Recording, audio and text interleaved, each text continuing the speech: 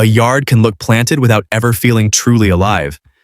But by summer, the best gardens feel full, colorful, and naturally beautiful, with bees, hummingbirds, and blooms bringing everything to life. That kind of change often starts in April, when fast-growing perennials have the best chance to settle in, spread quickly, and return even stronger next year. Plant them now, and by July, your yard can look richer, fuller, and far more established with much less effort. The first plant worth planting is the Shasta daisy. Any garden that feels bright, classic, and effortlessly cheerful often has this flower somewhere in the mix.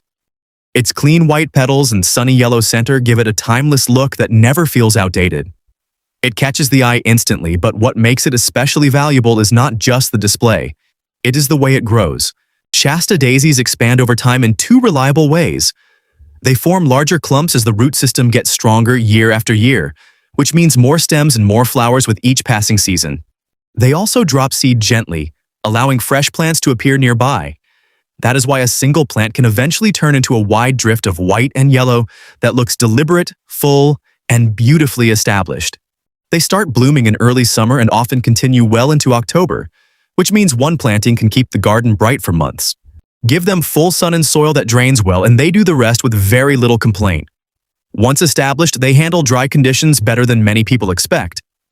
They are also easy to divide in spring, which means you can spread them around the yard or pass extras along to someone else. Remove the spent blooms regularly, and they tend to reward that little effort with even more flowers. The second plant is Coreopsis Moonbeam, a favorite for gardeners who want something soft, graceful, and constantly in bloom. When it opens up, it creates a light haze of buttery yellow flowers over a mound of fine, airy foliage. The whole plant has an easy elegance to it, and it keeps that look going from early summer into October. What makes Moonbeam so useful is the way it quietly spreads.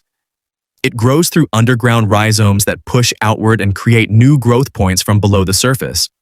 Over time, the plant widens, thickens, and fills its space without needing much from you. That gradual expansion is one of the reasons it becomes such a dependable part of the garden. Its toughness only adds to the appeal. Heat does not bother it much. Dry weather is rarely a serious problem once it is settled in. Put it somewhere sunny, make sure the soil does not stay wet, and it usually takes off with almost no fuss. It works beautifully with nearly any flower color, softens harsh spots in the landscape, and keeps pollinators active all season. In difficult areas where many plants struggle, Moonbeam often looks perfectly at ease. The third plant is Salvia May Night, and it deserves far more attention than it gets in many home gardens. This is the kind of perennial that changes the look of a bed the moment it comes into bloom. Tall spikes of deep violet blue flowers rise above dark, fragrant foliage, bringing strong vertical shape and rich color at the same time. The contrast it creates beside rounder or lower growing plants makes the whole garden feel more designed. It is not all about appearance, though. Salvia May Night is also one of the toughest performers on the list.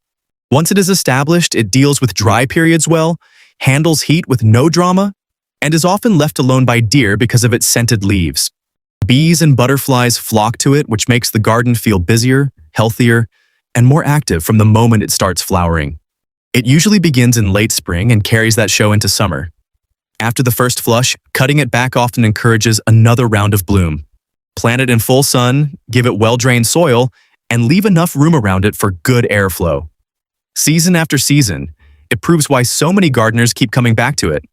The fourth plant is Black-Eyed Susan Goldsturm, one of those perennials experienced gardeners trust because it delivers exactly what it promises. The flowers are bold and unmistakable, with bright golden petals surrounding deep brown centers that almost look black from a distance. The color is strong, warm, and highly visible, especially when the garden needs a lift later in the season. Goldsturm earns its place by blooming from summer into early October, often staying bright when other perennials are already starting to fade. It helps carry the garden through that stretch when color can begin thinning out, and it does it with remarkable consistency. Like Shasta daisies, it expands in more than one way.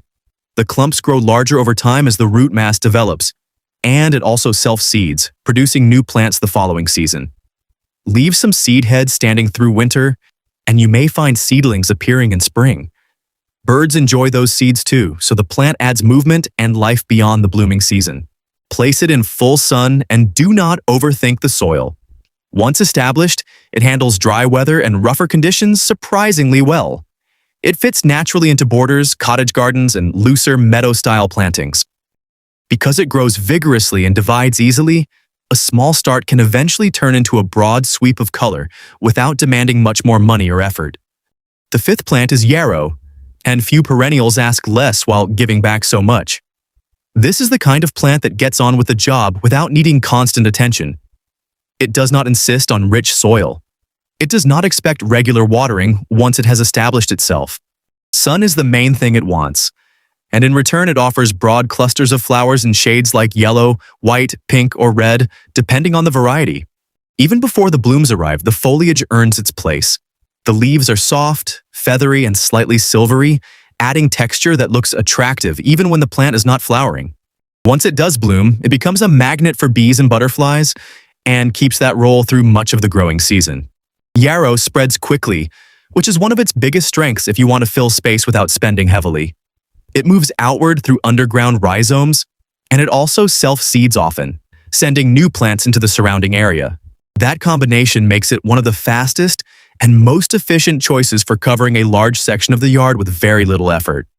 The one thing to keep in mind is that it does not stay small for long. Dividing it now and then helps keep it from pushing too hard into nearby plants. But that hardly feels like a drawback, because every division becomes another plant you can place somewhere else in the garden. The sixth plant is the daylily, probably the best-known perennial on this list, but also one of the most underestimated. A lot of people think of daylilies in a very narrow way, but modern varieties have opened up a much wider range than most expect. Today you can find blooms in deep burgundy, soft peach, vivid orange, pale yellow, rich purple, bright red, creamy white, and plenty of striking bicolors in between. The flowers have that familiar trumpet shape, and the bloom season can stretch impressively long if you combine early, mid-season, and late varieties. Instead of one brief display, you get waves of flowers from early summer into mid-fall. Each individual bloom lasts for only a single day, which is where the name comes from. But that never becomes much of a problem because every plant sends up so many buds on so many stems that something fresh always seems to be opening. The overall display keeps moving, which makes the plant feel lively for a long stretch of the season. Daylilies spread by building larger tuberous root systems and producing new fans of foliage year after year. As those clumps mature, they can be divided into multiple plants. A small group planted in April can turn into a broad, flower-filled patch within 2 or 3 seasons.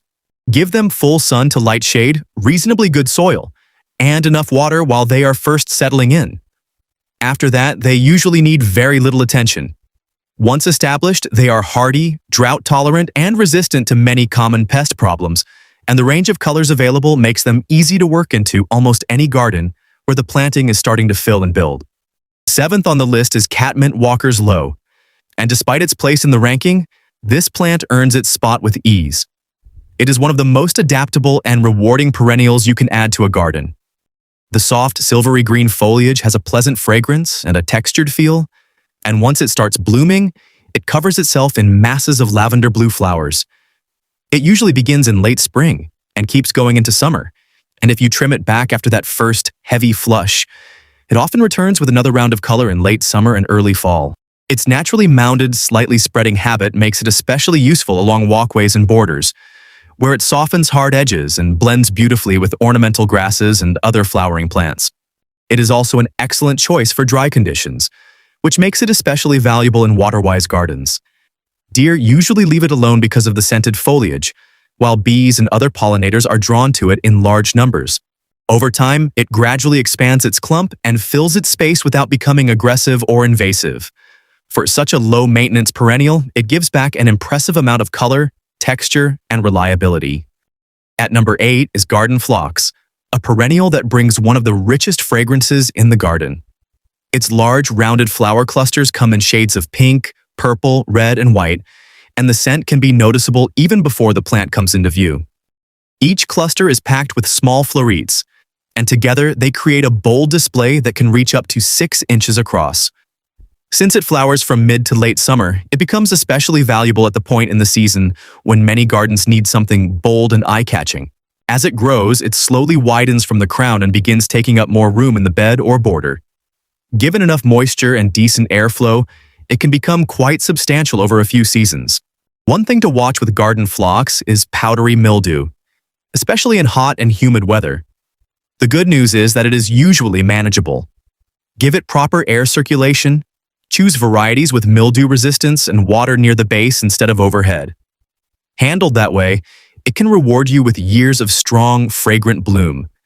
It is also excellent as a cut flower, which means you can bring that scent indoors as well. For a garden that offers more than just color, garden phlox deserves serious consideration. The 9th plant on the list is Balm, placed last even though it delivers a kind of impact few others can match. Its flowers are dramatic on their own, but that is only part of what makes it stand out. The blooms are bright, spiky, and tubular, showing up in vivid red, soft pink, rich purple, and clean white, and they have a look that instantly separates them from almost everything around them. One of its biggest strengths is how effectively it attracts hummingbirds. The tube-shaped flowers are perfectly suited for them, and they return to feed again and again throughout the season. Bees are drawn to it just as eagerly, and butterflies are frequent visitors too. Bee balm spreads quickly through underground rhizomes, and that rapid growth is both one of its greatest advantages and one thing to manage carefully. In a short time, it can claim a generous amount of space. Dividing it every 2 or 3 years helps keep it in bounds, but if you want to fill a larger area naturally, it can do that very well when given room. It grows best in full sun to light shade and appreciates regular watering. Although it asks for more moisture than some of the other perennials on this list, the payoff is a brilliant, lively display that brings constant motion and wildlife activity into the garden. When hummingbirds start circling those blooms on a bright morning, the appeal becomes obvious.